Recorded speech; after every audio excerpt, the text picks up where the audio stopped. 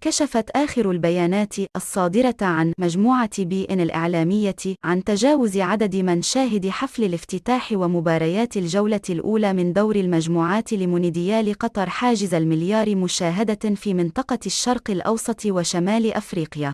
وذكرت المجموعة في بيان لها اليوم الخميس أن نسب المشاهدة المحققة إلى حدود اللحظة تشير إلى زيادة بنسبة 113% مقارنة بما سجل في مباريات نفس الجولة من بطولة كأس العالم 2018 في روسيا، ما يؤكد حرص العرب على الاحتفاء ومتابعة أول نسخة مونديالية على الأراضي العربية.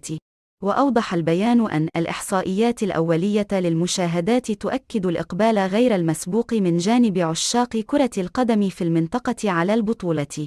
وأشار البيان إلى أن إجمالي المشاهدين الذين تابعوا مباريات الجولة الأولى لدور المجموعات من البطولة تجاوز حاجز 907 ملايين شخص.